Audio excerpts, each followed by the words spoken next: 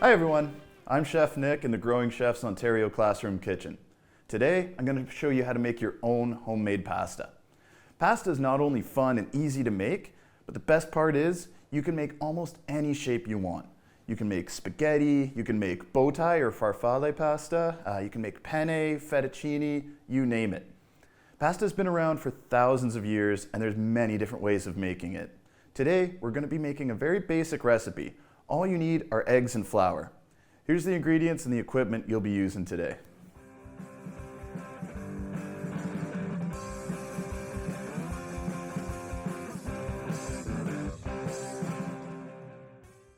So one of the best things about making pasta at home is it doesn't take any fancy special equipment.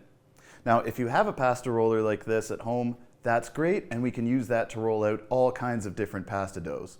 But today, for our orecchiette, we're going to be using nothing but our hands and a butter knife. So we're going to start by getting our eggs cracked. Now, I always do this into a separate bowl instead of right into the flour, because if you ever get any bits of eggshell, it's great to have it into a separate bowl where you can see it and not lose track of the white eggshell in the white flour. So, no eggshell, so we're good. And we can get right to work on building the dough. So now that we've got our eggs ready to go, I'll start by getting our flour just off onto the work surface like this. And then the shape that I want to make is almost like a little volcano. I'm going to build a well in the middle and just push this flour out to the outside. We also want the walls to be pretty tall because all the eggs are going to go right into the middle and we don't want them spilling out onto the table.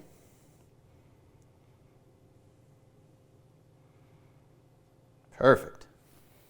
So now we'll take a fork and we're just going to start whisking the eggs inside this little well here. And we're not going to be pushing too much flour in because, as you'll see, right around the sides here, the eggs are actually pulling the flour in by themselves. And that's what we want. We don't want too much flour going in at once because that way the mixture here can get a little bit lumpy and you'll end up tasting it in the pasta, and we don't want that. So we're just going to keep whisking and whisking, watching all this little flour come in. And we can see the eggs are starting to thicken up a little bit, so they're starting to take less and less flour as they go along. So now we can start helping some of the flour go in. Now this definitely looks like a whole lot of flour compared to the eggs, and it's amazing how much flour the eggs can actually soak up. You can see now that the mixture is starting to really take on a firmer, almost like a battery type texture. So what we can do right now is just scrape what's left off our fork off. And we can really start getting to work with our hands.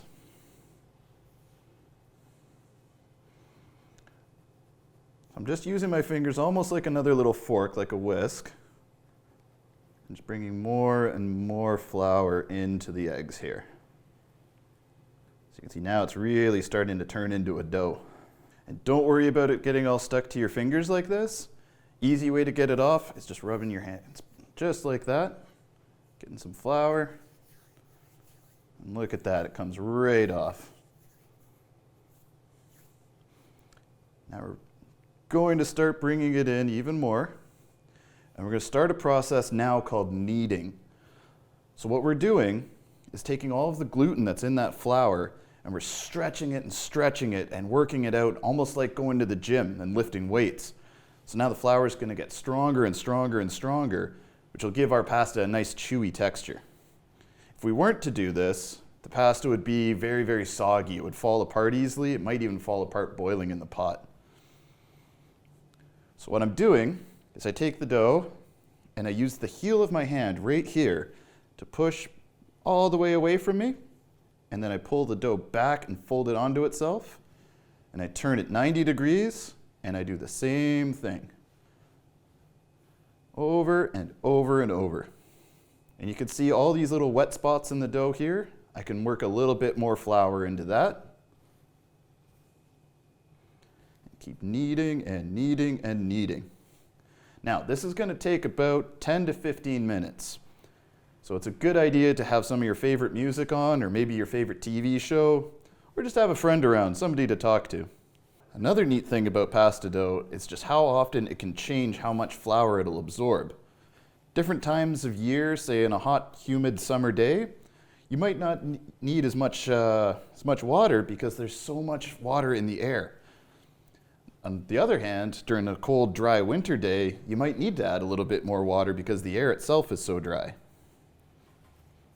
All of this will just come down to touch, and I'll show you exactly what I mean later on.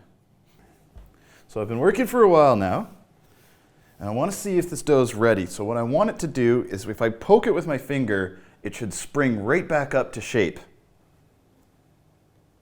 So you can see it's still leaving a bit of a mark, so I'm going to have to keep working it. All right, let's check again. So we're going to do the same thing that we did last time, just a quick poke with the finger, and just like magic, it springs right back to the shape that it was. So this dough is done. We can now wrap it in plastic and put it in the fridge to let it rest and relax a little bit. We're going to put it there for about 30 minutes to half an hour, or you could even leave it overnight. Okay, so now our dough has rested for half an hour. It's time for us to start shaping it. Here's where we decide if we want spaghetti, fettuccine, penne, or today we're going to be making what's called orecchiette, which is Italian for little ears, and you'll see why in a minute. I'm going to take my knife and just cut this dough up into 4 pieces. So we're going to take our first piece and we're going to start rolling it out, just like a big snake.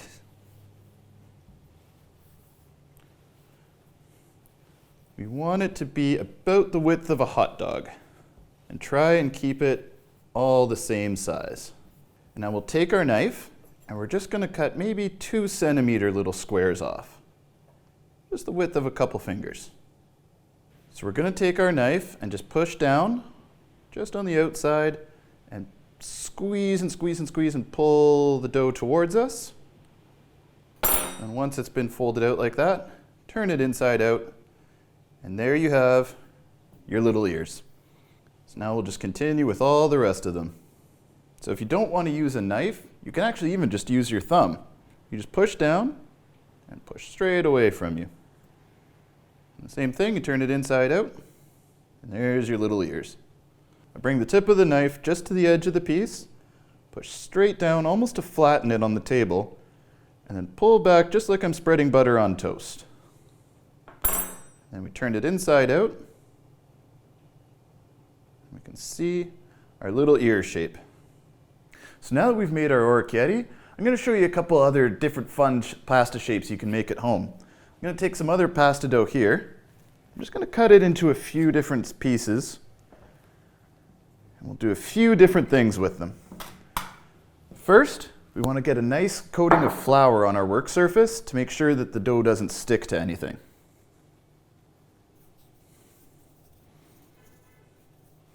We want to make sure our rolling pin is nice and floured as well. Now we're just going to start rolling out this dough here. We just go forward and back a few times, turn it sideways, and do the same again.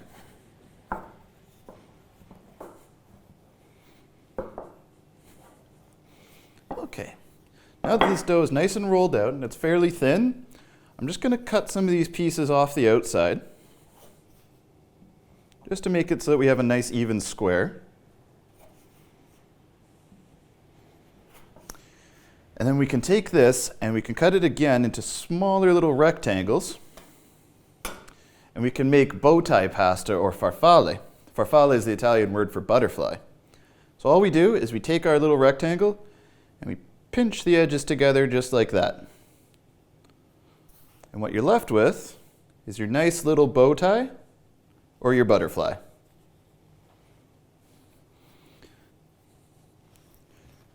To do another shape, you can make one of my favorites, which is fettuccine.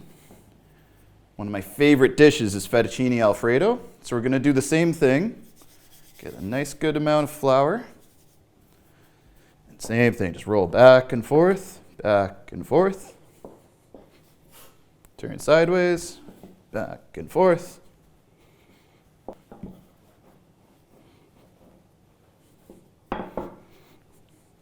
Okay. So this is about the thickness that we're going to want with fettuccine. It's not quite paper thin, but we always want a nice thick noodle when we're working with fettuccine. Now if you wanted to make something like spaghetti, we'd keep rolling and rolling and rolling until it was almost paper thin. But with fettuccine, we're going to want our nice long noodles to come out of this. So what we can do is we can just fold our dough over onto itself, and we'll take our bench scraper, or just a knife, and we'll just cut little noodles like that. However wide you want them, really. There we have it. Nice little noodles of fettuccine. So what we would want to do now is toss these with a little bit more flour. This will keep the pasta from sticking to itself. It's okay if some of the ends are rounded like that. You could take them out if you wanted, but I prefer to keep them in. So for our last one, I'm going to make another favorite of mine. This one is called penne. And it's basically a round, hollow noodle. And it's perfect for all kinds of tomato sauces. And it picks up sauce really well. And it's also just a fun shape. Now, just like with the farfalle, we want to just have nice, even squares. I'll cut this into a couple more pieces. And then I'll take a wooden spoon, and I'll use the handle part of it. I'll put it on one corner of the square, and I'll just roll it around on top of the spoon, and just seal the end like that, just with a pinch. You can take it off. You've got your nice little noodles. So there you have it. We've got fettuccine, we've got penne, and farfalle. So that's all there is to it. Fresh pasta is great because it cooks a lot faster than the store-bought dried types.